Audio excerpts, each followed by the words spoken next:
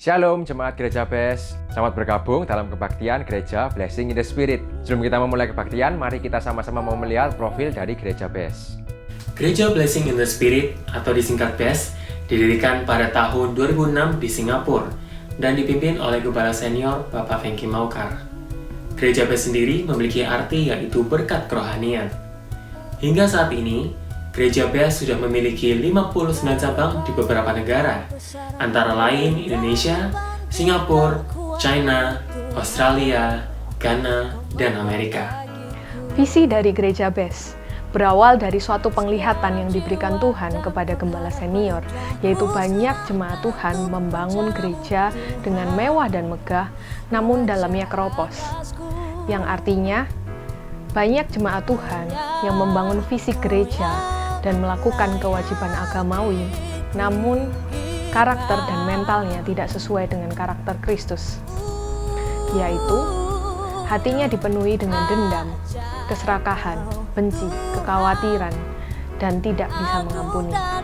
Misi dari Gereja BES yaitu menjadi gereja percontohan di akhir zaman melalui kebaktian dan membawa jiwa kepada Tuhan dan yang terutama kepada ajaran Yesus.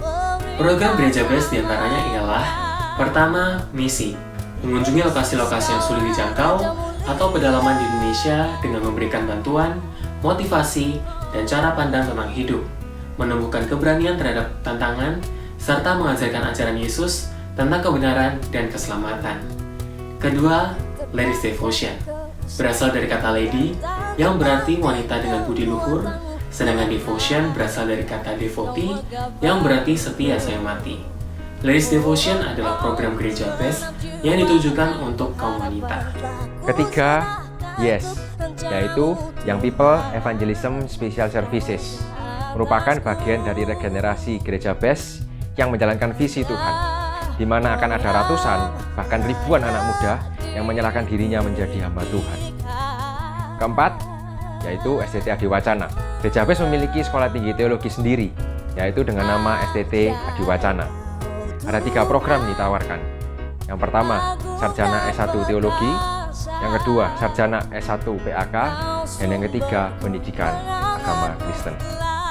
Gereja BES mempunyai 5 pilar utama, diantaranya Back to Jesus Teaching, Mega Project Karakter Kristus, Misi, Pemuritan atau Regenerasi, dan Diakonia.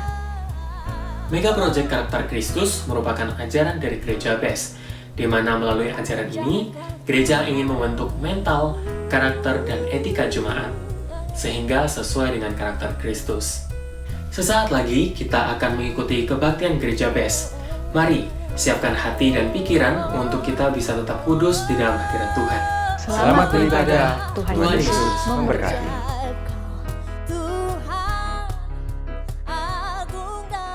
Saya percaya bahwa Tuhan yang kita sembah, Tuhan yang hidup, Tuhan yang senang terima pujian dan penyembahan dari kita, saudara.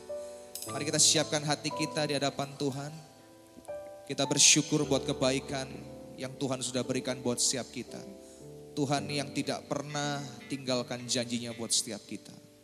Terima kasih Tuhan.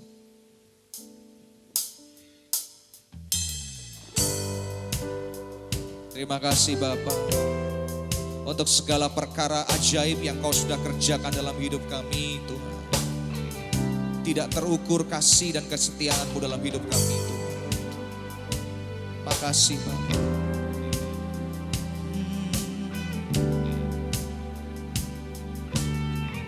Mari sama-sama naikkan pujian ini. Banyak yang Kau perbuat di dalam hidupku, rancangan indahmu terjadi di hidupku. Katakan, Bapa yang mengerti segala yang ku perlu. Kasih-Mu sempurna nyata dalam hidupku. Mari sama-sama. Ku bersyukur Bapa, ku bersyukur Tuhan untuk kasih kesetiaannya, buat kasih setiamu di dalam hidupku. Ku bersyukur. Naikkan pujian ini saudara. Ku bersyukur, ku bersyukur Bapa, ku bersyukur Tuhan untuk kasih dan setiamu, kasih setiamu di dalam hidupku. Nyatakan sama-sama. Ku bersyukur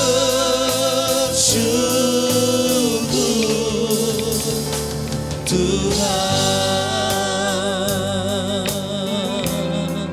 Terima kasih Tuhan. Mari sama-sama katakan, banyak yang kau perbuat dalam hidup kami. Banyak yang kau perbuat di dalam hidup. Rancangan indahmu, rancangan indahmu terjadi di hidupku. Engkau Bapa yang mengerti Tuhan, Bapa yang mengerti segala yang ku perlu, yang ku perlu. Kasih-Mu sempurna, katakan nyata dalam setiap hidup kami. Dalam hidup, angkat suaramu, nyatakan. Ku bersyukur Bapa, ku bersyukur Tuhan, untuk kasih setiamu di dalam hidupku. Ku bersyukur, ku bersyukur Bapa, ku bersyukur Tuhan. Terima kasih Tuhan, buat kasih setiamu di dalam hidupku. Katakan, ku bersyukur, ku bersyukur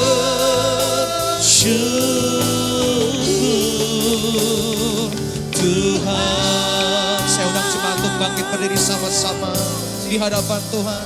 Mari kita sembah Tuhan kita yang hidup, saudara. Terima kasih Yesus Tuhan.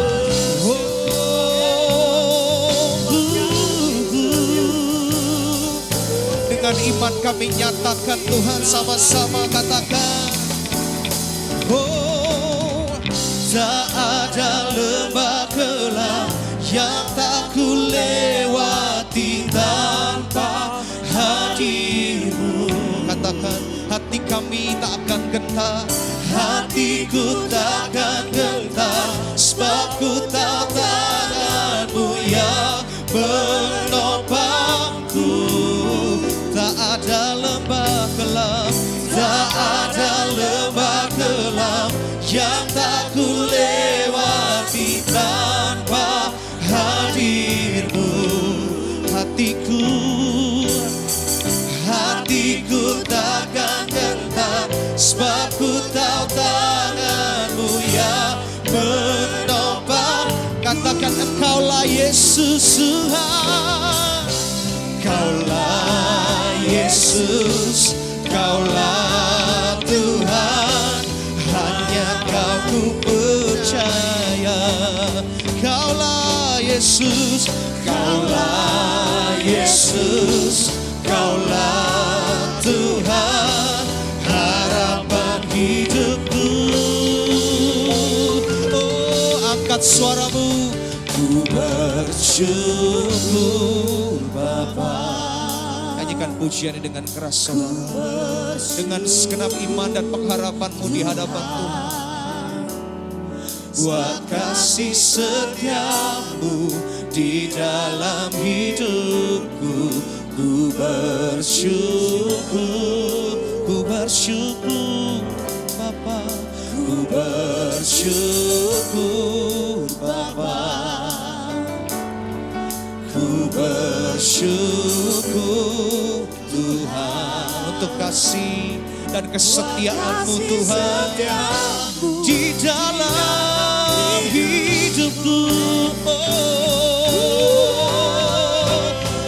Ku bersyukur Bapa, ku bersyukur Bapa, ku bersyukur Tuhan, ku bersyukur Tuhan untuk kasih kesetiaan-Mu, kasih setiamu di dalam hidupku.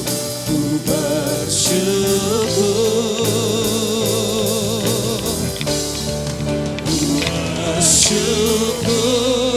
Bapa, ku bersyukur Tuhan. Terima kasih Yesus untuk kasih dan kesetiaan-Mu di dalam hidupku.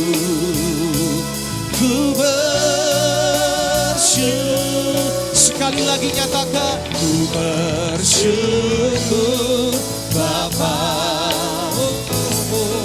ku bersyukur Tuhan, amin, buat kasih setiamu di dalam hidupku. Ku bersyukur, ku bersyukur,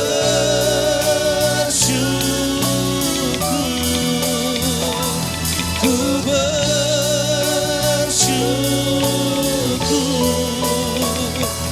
ku bersyukur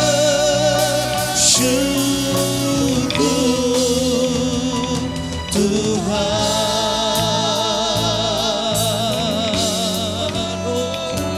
Ku bersyukur untuk kasih dan setia-Mu. Mari angkat suaramu saudara, naikkan ucapan syukurmu di hadapan Tuhan. Nyatakan, Tuhan Engkau sungguh baik dalam hidup kami. Terima kasih Yesus Tuhan untuk kasih dan kesetiaan-Mu.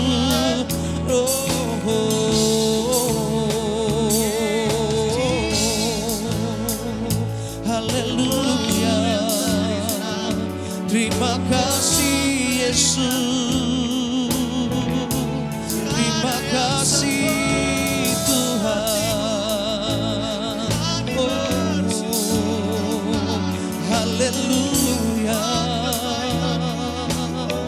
haleluya, haleluya.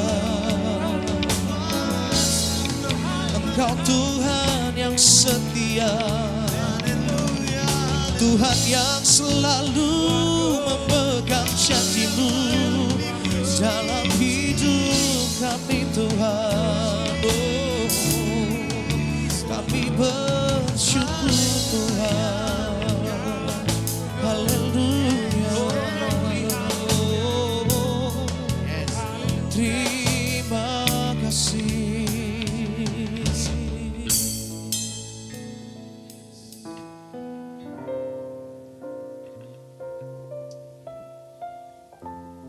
Terima kasih Bapak. Jesus, I believe in you. Jesus, I belong to you. You're the reason that I live, the reason that I see. Jesus, I believe, amen, in you. Jesus, I belong. Jesus, I belong. Thank you, Lord, to you. You're the reason. You're the reason that I live, the reason that I see. Jesus, I believe in you. Jesus, I belong. Jesus, I belong. Thank you, Lord, to you. You're the reason that I live. You're the reason that I sing. Jesus, I believe in you. Jesus, I belong to you. You're the reason that I live, the reason that I sing with all I am. Ini janji kami di hadapan-Mu Tuhan. I will worship you. I will worship dengan segenap hidup kami Tuhan. I will worship you. I will worship you. I will worship you. I will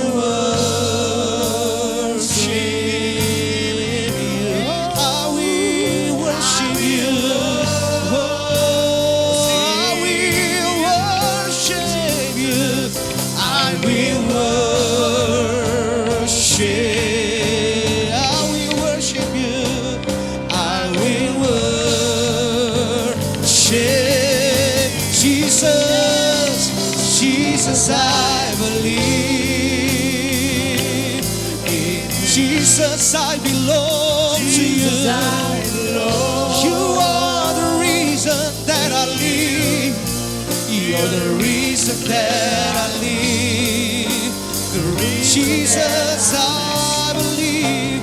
Jesus, I believe in you. Jesus, I belong to you. You're the reason that I live, the reason that I sing. Sekali lagi. Oh, Jesus, I believe in you. Jesus, I belong. Jesus, I belong. Terima kasih Tuhan. To you. You're the reason that I live, the reason that you're the reason that I live, the reason that you're the reason that I live, the reason that I sing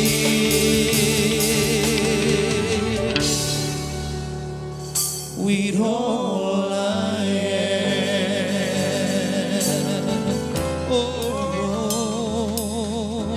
You are the reason that I live. Engkau alasan untuk kami ada di tempat ini hari ini Tuhan. Engkau alasan Tuhan. Kami bisa berdiri hari ini Bapa. Kami sungguh bersyukur Tuhan. Kami bersyukur untuk hari yang Kau jadikan buat setiap kami. Untuk kami saat ini menerima kesehatan. Menerima berkat yang daripadamu. Kami bersungguh bersyukur Tuhan. Mari kita siapkan hati kita yang terbaik untuk kita terima berkat firman Tuhan pagi hari ini. Saudara ingin diberkati lebih lagi, boleh saya lihat tangan-tangan yang pengen diberkati lebih lagi. Mari kita siapkan hati kita saudara. Terima kasih Tuhan. Beri kami kekuatan, berikan kami hikmat. Untuk kami bisa terus berjalan di jalan-Mu Tuhan. Untuk mengerti isi hati-Mu Tuhan. Terima kasih Bapa. Selidiki aku, lihat hatiku, apakah ku sungguh mengasihi-Mu, Yesus, Kau yang Maha Tahu dan menilai hidupku. Tak ada yang tersembunyi bagi-Mu. Telah kulihat kebaikan-Mu yang tak pernah habis di hidupku. Ku berjuang sampai akhirnya kau dapati aku tetap setia. Kasih Tuhan, mari sama-sama nyatakan. Selidiki aku, lihat hati. Yes.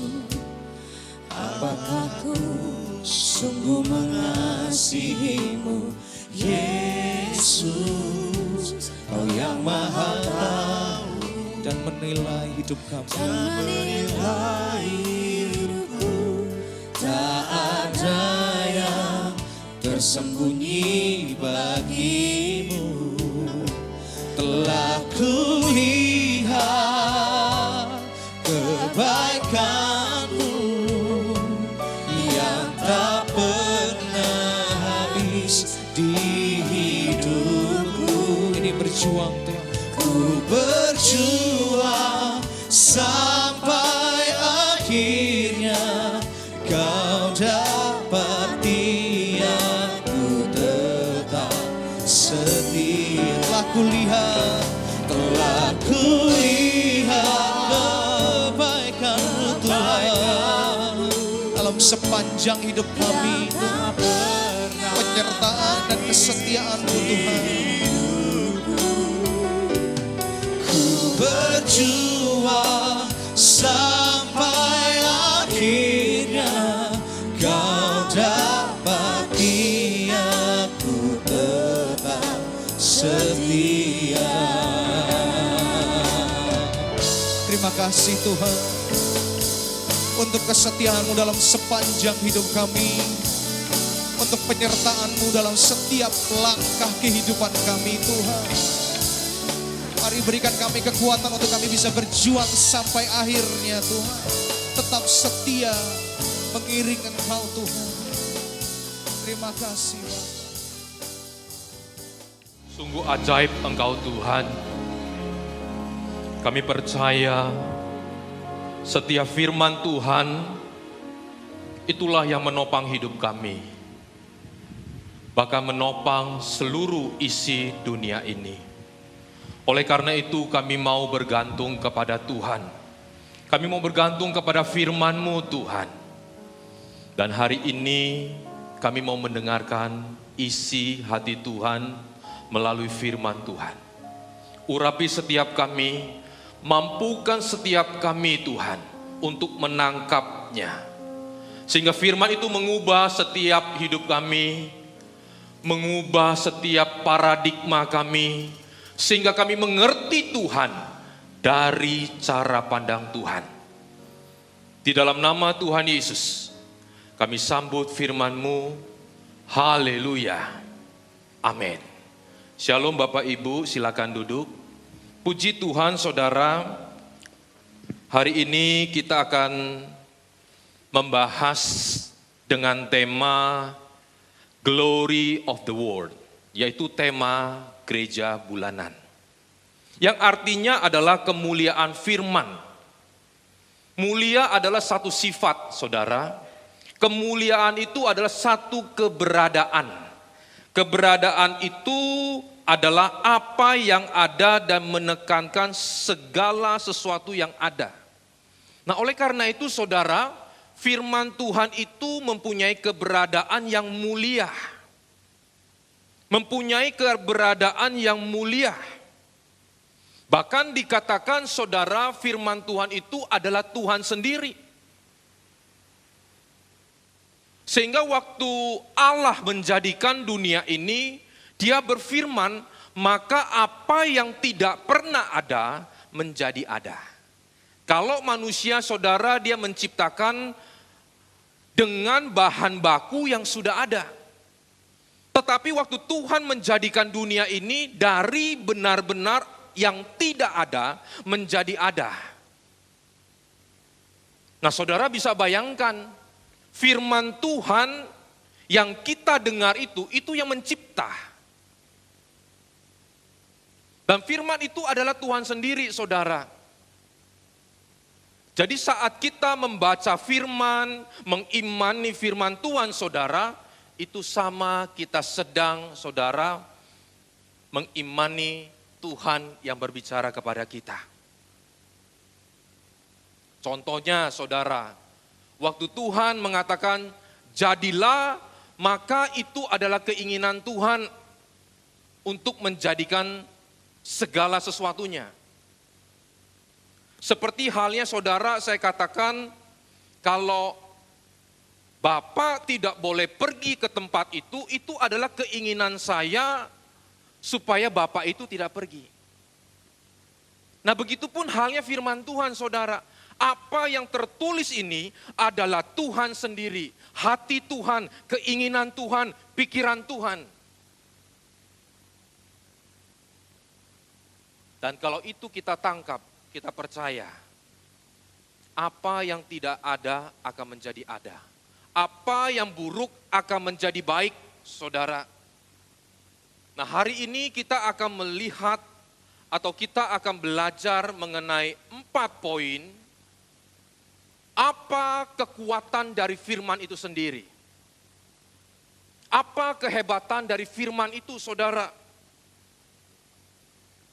Poin pertama adalah firman itu mendatangkan upah. Di dalam Amsal 13 ayatnya yang ke-13,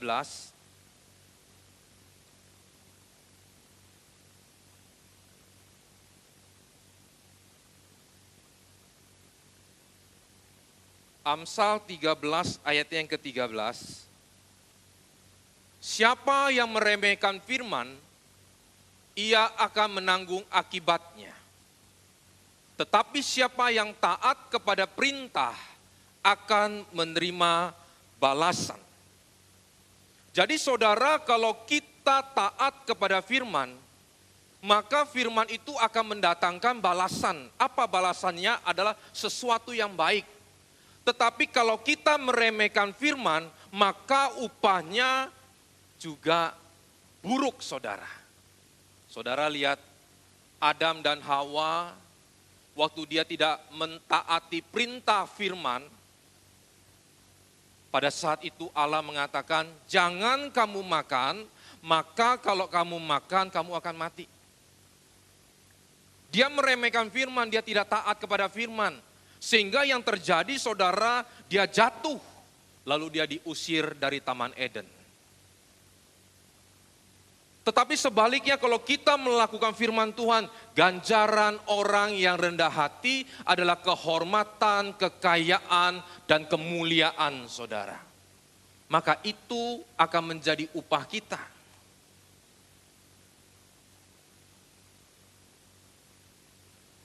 Saya kenal satu bapak, saudara, kenal baik. Iya. Orang ini, saudara, dia percaya Tuhan tetapi ya setengah-setengah gitu. Dia suka belajar dari agama A, agama B. Dia percaya ada Tuhan. Tetapi di dalam kehidupan sehari-hari seperti orang yang tidak bertuhan. Jadi dia tahu kalau Tuhan ngajarnya baik seperti ini, tetapi saudara di dalam kehidupannya dia melawan. Dia meremehkan. Bahkan ada satu ketika waktu kumpul-kumpul dengan kawan-kawannya di Kopitiam, ada sekitar 6-7 orang. Bapak ini yang cerita sama saya. Mereka lagi cerita tentang Tuhan, saudara. Lalu bapak ini mengatakan, saya mau taruhan dengan kalian. Dan saya mau taruhan dengan Tuhan. Kalau Tuhan ada, dalam waktu 1 minggu ini, Tuhan akan buat sesuatu di dalam hidup saya yang saya ini tidak pernah pikirkan. Artinya menantang Tuhan, saudara ya. Bisa bikin dia sakit, bisa bikin dia bangkrut, bisa bikin dia apapun. Jadi bukan sesuatu yang positif, tapi dia menantang secara negatif, saudara. Seketika itu juga saudara, teman-temannya itu 6-7 orang diem, silent, gak ada yang ngomong, saudara. Karena ini gak main-main ucapan. Dia katakan, kalau memang Tuhan ada, 1 minggu ini Tuhan tunjukkan sesuatu terjadi di dalam hidup saya. Kalau tidak terjadi, Tuhan itu tidak ada. Dan saya lebih hebat dari Tuhan. Bayangin. Orang langsung diam semua, saudara. Nggak ada yang berani ngomong. Singkat cerita, saudara, 1-2 hari berlalu, Bapak ini kumpul lagi di Kopitiam itu, lalu sorenya pulang, saudara. Ini dia cerita, dia bawa motor. Entah bagaimana harusnya pulangnya ke arah jalan itu, tapi dia bisa nikung ke tempat lain, saudara. Di tempat lain itu melewati toko temannya yang lain, lalu dipanggil, Pak datang sendiri, kemari, mampir sebentar.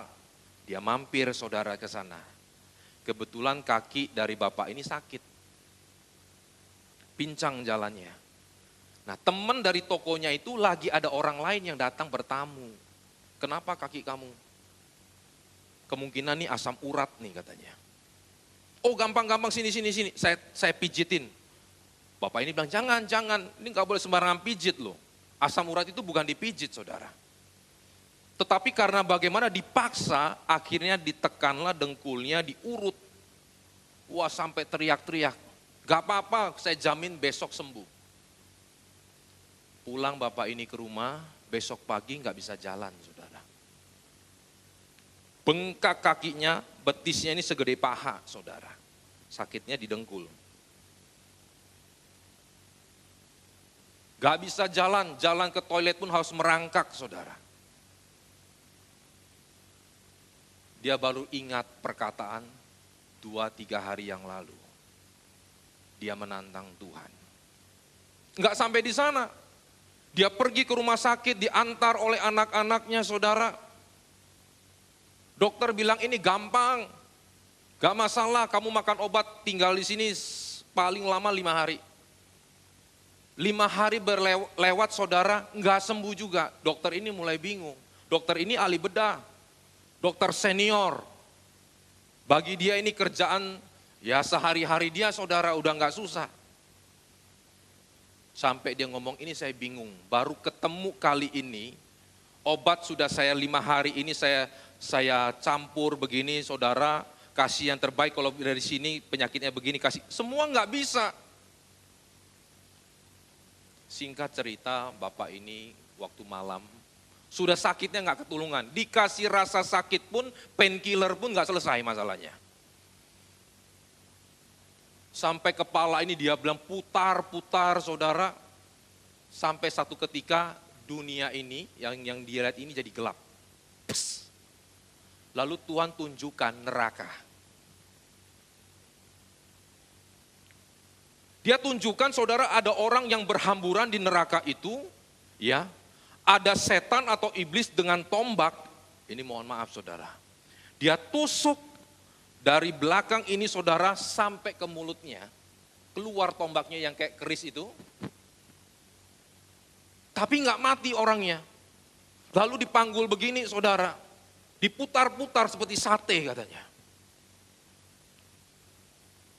Bukan sampai di sana, ini dia keadaan bukan mimpi, saudara, benar lihat, lagi mandang begini, tapi seperti penglihatan. Penglihatannya itu kan bukan tidur. Seperti Abraham, di siang bolong melihat bintang gitu.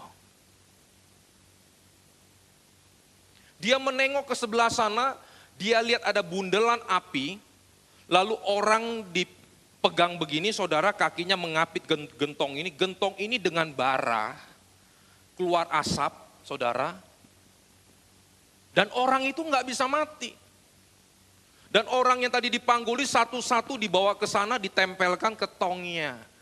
Sampai orangnya itu keluar asap katanya, gak bisa mati.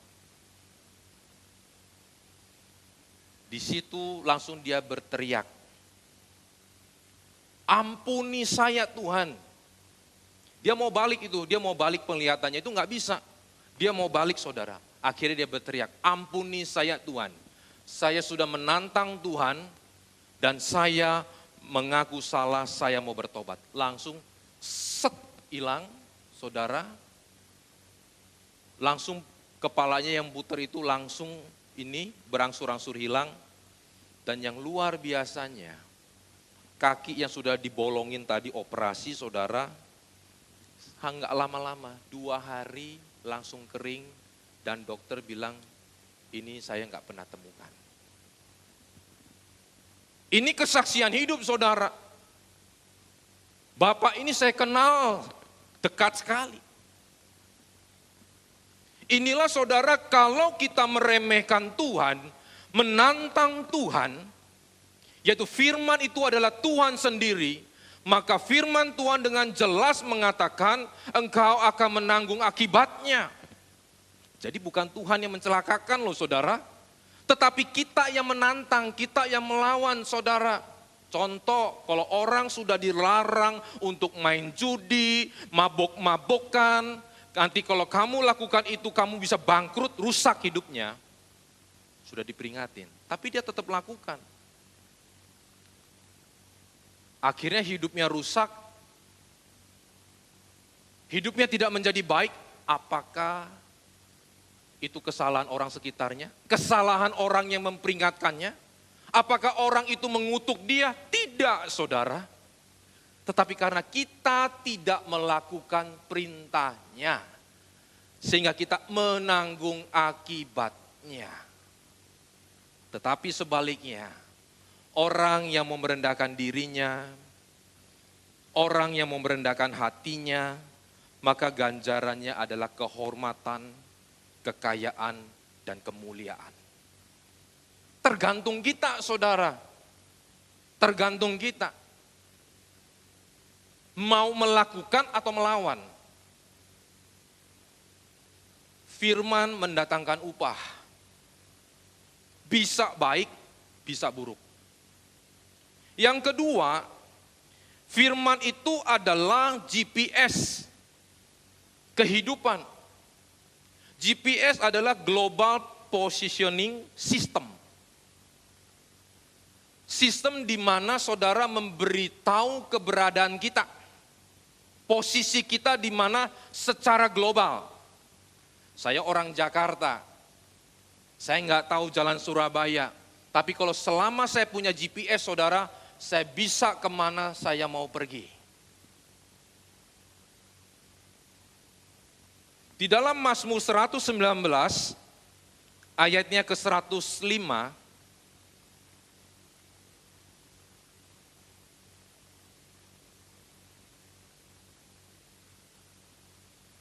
firman-Mu itu pelita bagi kakiku dan terang bagi jalanku. Jadi saudara, firman Tuhan itu seperti GPS kehidupan. Firman Tuhan itu terang, saudara. Kalau kita manusia bisa melihat sejauh mata kita melihat. Kita bisa menghitung sejauh pikiran kita bisa menghitung. Itu manusia. Tapi firman Tuhan itu saudara bisa melihat masa depan. Bahkan dia bisa mencipta. Nah, oleh karena itu firman Tuhan guidance kita. Karena dia tahu yang di ujung sana yang terbaik. Kita ini cuma bisa melihat sejauh mata kita melihat. Mengukur sebisa kita bisa mengukur, saudara. Firman Tuhan tahu masa depan. Jadi kepandaian kita, panca indera kita, mata kita, saudara nggak cukup. Kalau kita mau melihat sesuatu atau menilai sesuatu. Karena firman adalah pelita. Contoh saudara begini. Saudara dan saya punya mata yang sehat. Ya, saya udah minus, tapi ada orang yang nggak minus. Matanya sehat. Saya mau katakan kalau tempat ini gelap, tidak ada cahaya matahari, tidak ada penerangan, bisa jalan nggak? Nggak bisa, saudara. Makanya firman itu dikatakan pelita. Panca indera kita, kepandaian kita itu nggak cukup. Sejauh mata kita bisa melihat, disitulah kita berjalan. Tapi selama kita tidak ada matahari atau penerang, saudara nggak akan pernah bisa jalan. Bahkan saudara, saya mau katakan, ini sedikit ekstrim nih. Sekalipun mata atau panca indera kita tidak bisa melihat, tapi kalau ada terang, itu masih bisa membantu kita untuk berjalan. Luar biasa enggak, saudara? Itu firman Tuhan, saudara. Makanya saudara, firman Tuhan mengatakan apa? Akan mempermalukan orang pandai. Akan mempermalukan orang-orang di dunia ini, saudara.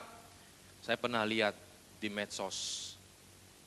Ada orang kalau ngomong itu gagapnya luar biasa. Tapi nggak tahu dia punya jet pribadi, saudara. Mungkin saudara pernah lihat lah. Orang yang suka foto-foto sama pejabat-pejabat, jenderal-jenderal, yang kalau ngomongnya gagap. Pernah lihat ya. Kelihatannya bodoh, saudara. Tapi orangnya cukup humble. Cukup tahu cara bagaimana bergaul. Jadi kalau ngomong, kita tapi bukan dibuat-buat, itu memang dia, saudara. Tapi punya jet pribadi loh. Punya sport car, saudara. Saya tidak mengarahkan saudara ke hal-hal itu, tetapi yang saya mau katakan itu sebagai contoh. Orang yang bodoh, orang yang nggak pandai, saudara, tetapi juga bisa diberkati.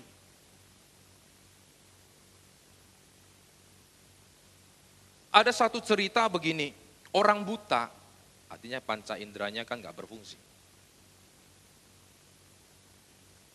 Dia setiap malam keliling jalan, saudara, bawa lampion, lentera, berjalan. Terkadang dia berhenti di satu tempat, lalu orang mulai bertanya, karena lihat dari gerak-geriknya kan orang tahu ini orang buta. Ya, orang buta, orang bisa lihat. Sehingga saudara, satu ketika orang mulai bertanya, Pak, mohon maaf, Bapak ini kelihatannya buta ya? Dia bilang iya. Lalu apa gunanya Bapak bawa lentera? Tahu nggak bisa melihat? Gunanya apa? Dia bilang ada dua kegunaan. Satu, saya bisa membawa terang, cahaya kepada orang berjalan. Jadi ini kan zaman dulu, saudara, belum ada lampu, masih pakai lampion. Yang kedua, waktu saya bawa lentera ini, minimal orang nggak nabrak saya. Nah, dari ilustrasi ini saudara bisa lihat bahwa orang buta sekalipun panca inderanya nggak ada, saudara, artinya nggak bisa melihat. Tapi kalau ada terang, masih memampukan dia untuk hidup. Apalagi kita, saudara, panca indera lengkap, cukup tinggi sekolahnya, bukan orang yang bodoh, tetapi seringkali, saudara, yang terjadi, kita nggak ngandalkan Tuhan. Yang ketiga, firman itu memurnikan. Di dalam Yeremia 23, ayatnya yang ke-29,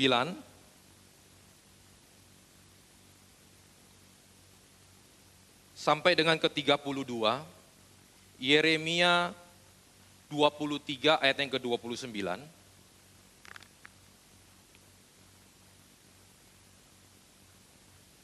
Bukankah firmanku seperti api?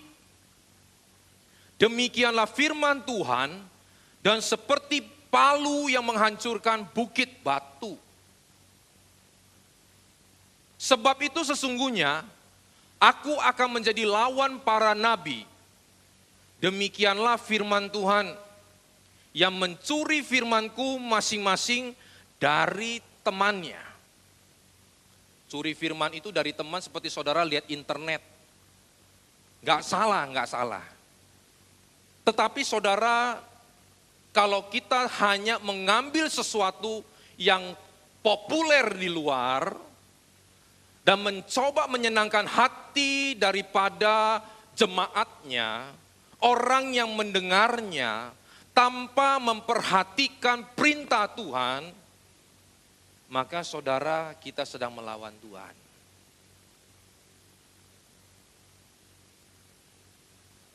Makanya firman Tuhan itu memurnikan saudara.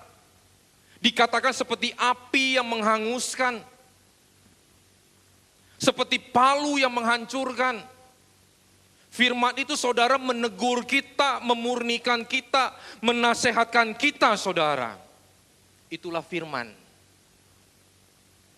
Memang firman juga menghibur.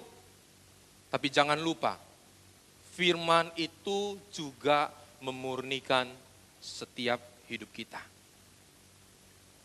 Jadi memurnikan ini saudara, kalau saya melihat ada dua. Kalau dari tadi kasus di kitab Yeremia ini.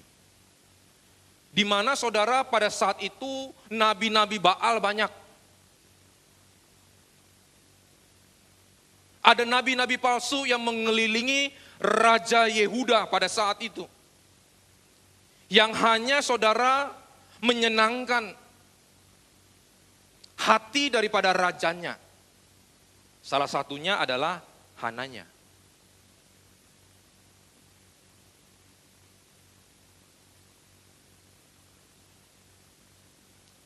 Yang kedua saudara, selain memurnikan hati adalah memurnikan ajarannya saudara. Kenapa? Kedua ini harus jalan sama-sama. Karena ada 4 tipe orang. Ada 4 tipe saudara. Tipe pertama adalah orang yang ajarannya sehat atau ajarannya murni, perintah Tuhan, firman Tuhan, tetapi saudara hatinya nggak murni.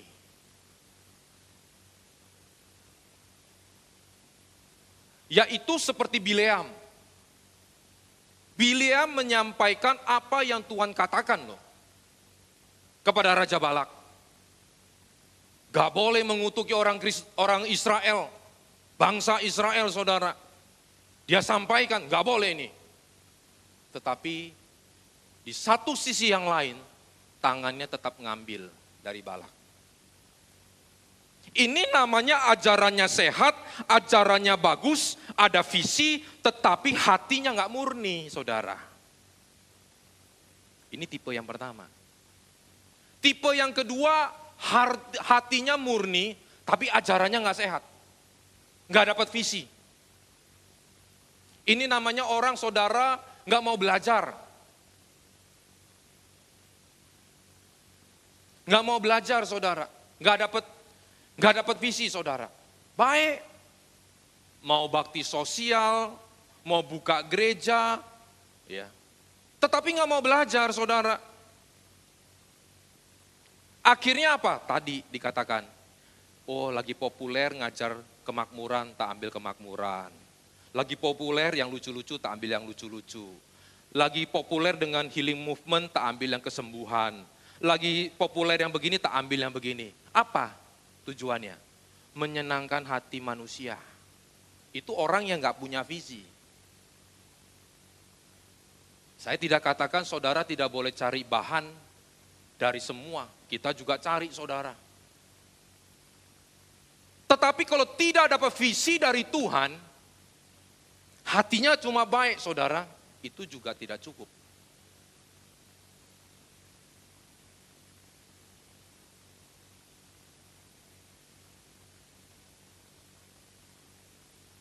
Yang ketiga saudara adalah orang yang ajarannya sehat, dapat visi dari Tuhan, dan hatinya murni.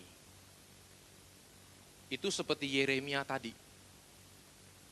Apa yang Tuhan pesankan kepada dia, dia pesankan kepada raja.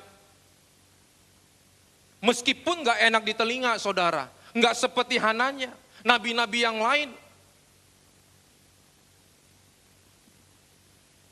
Bahkan waktu Yeremia sedang mengatakan, menegur saudara, bangsa Israel pada saat itu, Hananya dengan dia bernubuat.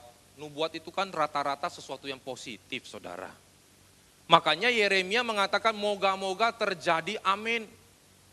Kalau ada orang mengatakan sesuatu bahwa gereja akan semakin besar, Indonesia akan semakin sukses, akan bebas hutang, tidak ada bencana, tidak ada banjir, tidak ada kelaparan, itu nubuatan. Belum tentu dari Tuhan. Dia perkatakan imannya saudara, sah-sah saja. Yeremia pun mendukung, kita pun mendukung, moga-moga terjadi saudara. Tetapi itu bukan visi dari Tuhan, bukan wahyu dari Tuhan. Karena saudara mau ngobok-ngobok bagaimana, bumi ini tidak bisa direnovasi. Dunia akan semakin jahat, itu visi wahyu dari Tuhan. Sehingga Yeremia waktu jalan keluar saudara, Tuhan katakan kepada nabiku itu Hananya. Kuk yang tadi dia ambil, jadi kan Yeremia ini sedang membawa contoh kepada Raja Yehuda saudara. Dia bagi pakai gandar. Ya, saudara kalau pernah lihat budak-budak yang pada zaman itu kan ditaruh gandar kan, seperti kayu tangannya diikat begitu. Itu gandar namanya, kuk. Jadi Yeremia waktu cerita kepada Raja Yehuda itu pakai contoh. Itu ditarik sama Hananya, ini dipatahin kayu nih katanya. Lalu Yeremia, Tuhan ngomong, kayu yang tadi dia patahkan, itu akan kuganti dengan besi. Nah itu visi dari Tuhan, itu perintah Tuhan. Itu disampaikan oleh Yeremia. Yeremia hatinya tulus saudara, enggak bengkok. Kalau gua sampein begini, gua masih jadi nabi enggak di sini ya? Kalau gua ngomong sekeras ini, masih jadi pendeta enggak ya? Kalau gua ngomong seperti ini, apakah gereja bisa datang jemaat ya? Kalau gua ngomong seperti ini, apa orang masih suka ya? Yeremia enggak gitu saudara. Dia ngomong apa yang Tuhan ngomong.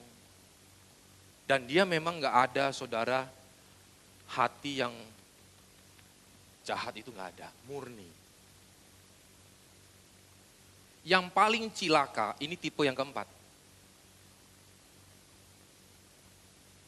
Sudah ajarannya enggak sehat, hatinya enggak murni. Ini kalau bahasa Ibraninya saudara, ke laut aja.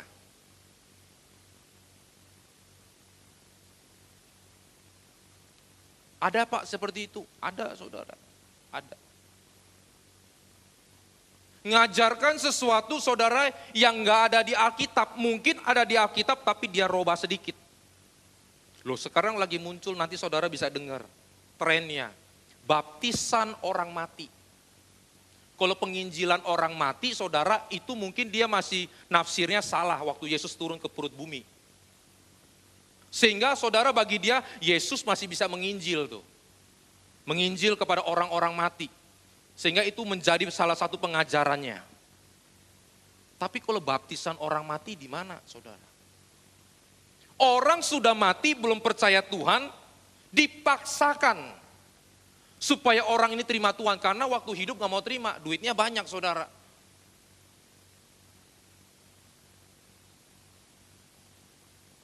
Tapi keluarganya sebagian sudah Kristen nih, mati gak dalam Tuhan. Pak pendeta dipanggil saudara, Pak ini sudah mati, takutnya gak masuk surga Pak. Baptisin Pak, dalam nama Bapa, Putra dan Roh Kudus. Bayangin dikuyuh jebret saudara. Pulang ngantongin 2.000 US, 20 juta. Sudah ajarannya nggak sehat, hatinya nggak murni. Ini cilaka.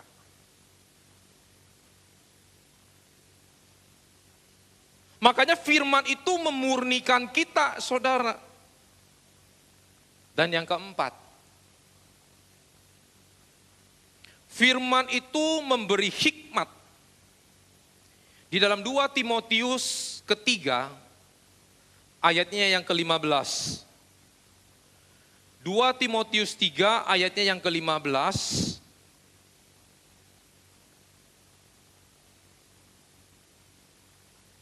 Ingatlah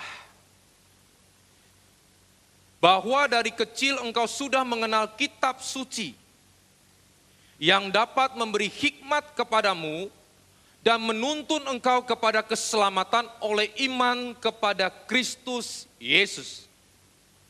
Artinya saudara, kitab suci memang pada saat itu perjanjian baru belum ada, perjanjian lama. Nah seharusnya kita yang sekarang sudah pegang perjanjian lama, perjanjian baru juga, harusnya lebih berhikmat dong.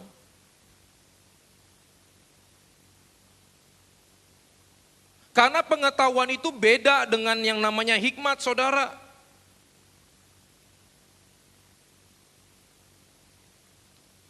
Pengetahuan itu adalah sesuatu yang kita tahu.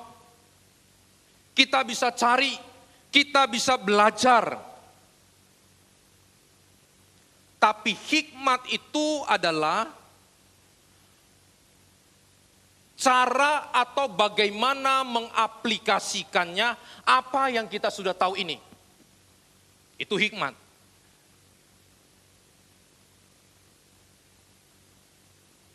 Saudara tahu banyak melihat bagaimana menjadi orang sukses. Tapi apa atau cara bagaimana kita mengaplikasikannya, itu nggak semua orang tahu.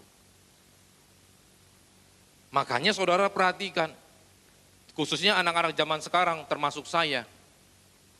Sekolahnya mungkin S1, S2, S3. Tetapi kalau dia tidak pernah punya hikmat bagaimana mengaplikasikannya apa yang dia tahu ini, percuma. Cuma ngelempar saudara apa yang saya tahu nih. Tapi bagaimana menjadikan orang itu seperti apa yang saya mau, yang saya ajar, itu belum tentu bisa. Hikmat diperlukan. Makanya saudara lihat orang-orang tua kita. Sekolahnya nggak tinggi-tinggi, ada yang tinggi. Tapi dari pengalaman saudara dia belajar. Dia tahu bagaimana cara mengaplikasikannya, cara bekerjanya. Sehingga saudara dia berhasil. Tapi anak-anak sekarang saudara lihat sarjana, nganggur semua. Nggak tahu cara bagaimana mengaplikasikannya.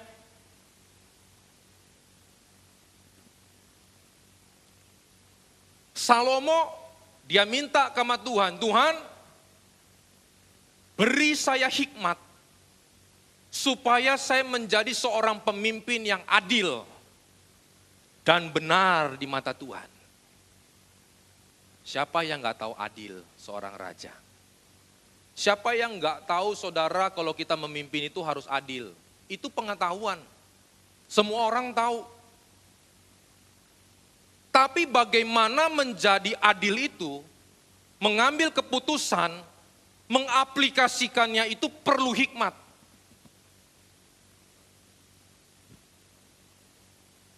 Sehingga kita tahu, kemudian ada 2 perempuan sundal, tidur di ranjang yang sama, anak taruh di tengah, saudara. Besok paginya satu mati. Ibu dari yang satu mati ini saudara bangun duluan. Waduh, anak saya ketimpa nih semalam. Saudara lihat, yang tidur gasrak busuk itu bukan laki-laki aja, ibu-ibu juga sama. Tidurnya di sini, posisinya besok bisa di sana. Kakinya di bawah, besok bisa di atas, saudara. Nah ini salah satu contoh. Waduh, mati nih. Dia tukarlah anak itu. Namanya ibu, saudara, bagaimanapun bayi waktu kecil mirip, tapi dia tetap tahu anaknya yang mana. Karena ada hubungan batin. Ibu yang satu lagi bangun. Waduh, ini bukan anak saya nih. Dibawalah ke Salomo. Berceritalah mereka saling mengakui bahwa ini anaknya masing-masing. Salomo tahu bagaimana harus bertindak adil sebagai seorang raja. Tapi caranya di bagaimana aplikasinya nih? Dia minta pedang, saudara, sama pengawalnya. Ambilkan saya pedang, belah yang hidup ini. Satu ambil kepala, satu ambil kaki.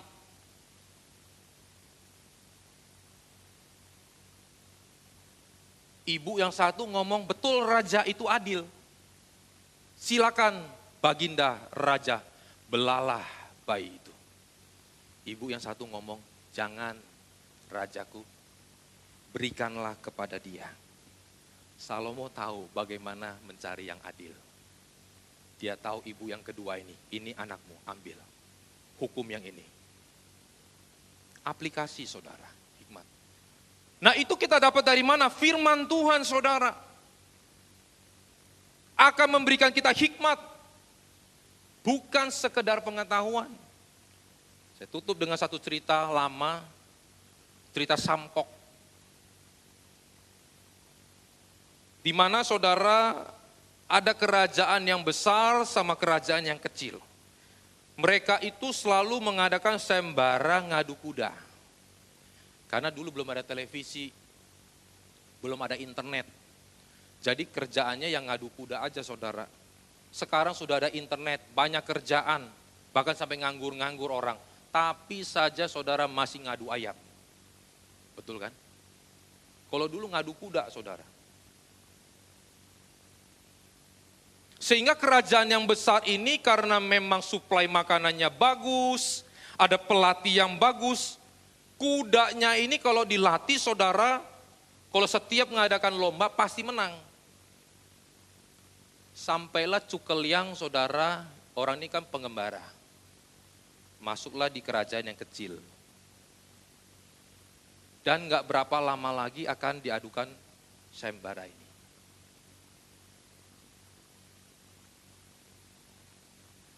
Dan raja yang kecil ini, saudara, dia mengatakan udah pasti dia menang teruslah, kita ini pasti kalah. Lalu Cukeliang mulai tanya, cara mainnya, cara lombanya ini bagaimana? 3 kuda diadu, terserah mau ngadunya. Tapi biasanya rata-rata sama-sama yang cepat dulu, lalu yang sedang, lalu yang paling lambat.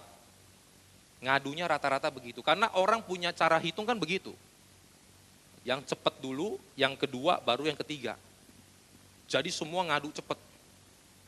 Nah, nggak ada yang pernah menang, semua 3-0. Orang kalau ngadu sama raja ini. Akhirnya saudara, sampailah di hari perlombaan. Cukeliang ngomong begini, nanti saya yang ngatur cara lombanya. Baik. Mulailah kelompok ini lawan kelompok itu, saudara. Wah, orang sudah pada pesimis, nggak mungkin menang deh. Waktu sama-sama mau menggunakan kuda yang paling cepat, saudara, Cukeliang ngomong begini, kasih kuda yang paling lambat. Kenapa kasih yang paling lambat? Toh nggak menang. Kalau kita mau bertarung, saudara, ngukur kekuatan lawan. Kalau nggak bisa menang, firman Tuhan ngajar, kasih hikmat. Ambil bendera putih, kongko bareng. Hitung sama-sama, lawan. Set, kalah telak. 1 lawan 1, yang pertama aja kalah, apalagi yang 3 telak. 1-0. Yang kedua, saudara, dia keluarkan kuda yang nomor 2. Cukeliang ngomong, keluarkan kudamu yang paling cepat. Pas diadu, saudara, menang tipis. 1-1. Karena dia kasih yang kelas 2, ini yang kelas 1. Menang tipis saudara. Raja yang besar sisa kuda apa? Kuda yang paling jelek, nomor 3. Cukeliang sisa nomor berapa? Nomor 2. Begitu diadu, menang tipis lagi saudara. 2-1. Ini namanya hikmat saudara. Kita tahu kalau menang itu baik. Semua orang kepingin menang. Semua orang kepingin besar. Semua orang kepingin sukses. Tapi bagaimana cara dan aplikasinya supaya sukses, itu perlu firman. Ngatur saudara dengan baik. Keuangan boleh nggak banyak, tapi kalau ngaturnya dengan baik, ya lumayan lah. Nggak punya rumah saudara, ya bukan berarti numpang di rumah orang, bukan begitu. Tapi bisa mengaturnya dengan baik. Makanya Tuhan ngomong. Firman Tuhan itu bisa memalukan orang-orang dunia ini dengan kepandaiannya. Karena apa? Karena hikmat dari Tuhan. Mari kita bangkit berdiri, kita akhiri firman Tuhan.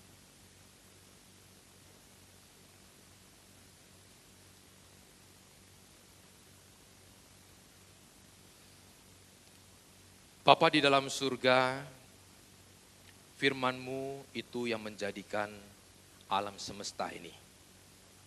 Firman-Mu adalah yang menopang seluruh isi dunia ini.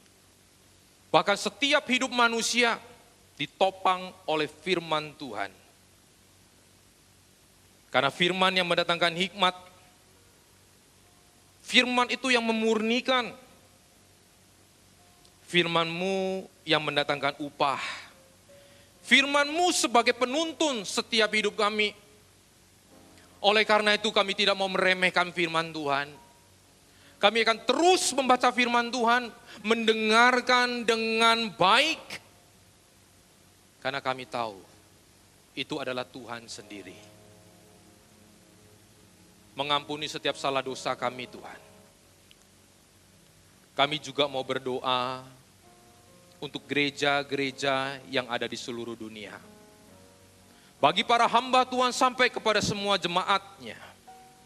Kiranya Tuhan Kau memberkati mereka semua supaya mereka menjadi berkat dan berdampak. Sehingga gereja di seluruh dunia dipenuhi oleh jemaat yang mencari Tuhan dengan tulus dan takut akan Tuhan. Buat semua hamba Tuhan dan gereja bersatu, rukun dan tidak terpecah-pecah, supaya dunia percaya bahwa Yesus adalah Tuhan bagi kemuliaan Allah Bapa. Demikian juga untuk gereja di mana kami Engkau percayakan untuk menggembalakannya, yaitu gereja Blessing in the Spirit. Kami mau berdoa Tuhan untuk setiap persembahan jemaat Tuhan, khususnya di tempat ini. Kiranya Tuhan Kau menerimanya dan membalasnya berlipat-lipat. Biarlah persembahan ini, baik itu perpuluhan, diakonia, pembangunan gereja, bisa berkenan di hadapan Tuhan, sebagaimana persembahan Habel. Tuhan Engkau memberikan kemurahan-Mu, balaslah kebaikan dan kerelaan hati jemaat, jaga dan lindungi mereka, serta peliharalah mereka beserta keluarga, pekerjaan, dan kesehatannya. Mari dekapkan kedua tangan di dada. Firman Tuhan katakan, jagalah hatimu dengan segala kewaspadaan, karena dari situlah terpancar kehidupan. Jemaat yang dikasihi Tuhan, jadilah berkat dan terimalah berkat rahmat anugerah dari Allah Bapa di surga. Di dalam Putra Tunggalnya Yesus Kristus yang telah mati bagi dosa-dosa kita. Dia bangkit pada hari ketiga, sehingga kita sembah Tuhan Allah yang hidup. Iman kita bukan kepada Tuhan yang mati. Dia naik ke sorga, menyediakan rumah bagi kita, sehingga kita punya pengharapan yang pasti. Dia akan datang kedua kalinya, menyebut gereja dan umatnya yang berjaga-jaga, yang dewasa, yang bijaksana, serta menghakimi dunia. Dan di dalam persekutuan dengan Roh-Nya yang kudus, menghibur, menguatkan, menginsafkan, dan terus membuat hati kita berkobar-kobar di di dalam kasih semula, kekudusan, kebenaran, dan menjadi saksi Kristus dari sekarang sampai selama-lamanya. Mari kita tutup dengan doa yang diajarkan Yesus, doa Bapa kami. Bapa kami yang di surga, dikuduskanlah namamu, datanglah kerajaanmu, jadilah kehendak-Mu di bumi seperti di surga. Berikanlah kami pada hari ini makanan kami yang secukupnya, dan ampunilah kami akan kesalahan kami, seperti kami juga mengampuni orang yang bersalah kepada kami. Dan janganlah membawa kami ke dalam pencobaan, tetapi lepaskanlah kami daripada yang jahat. Karena Engkaulah yang punya kerajaan dan kuasa dan kemuliaan sampai selama-lamanya. Amin. Tuhan Yesus memberkati. Shalom. Silakan duduk.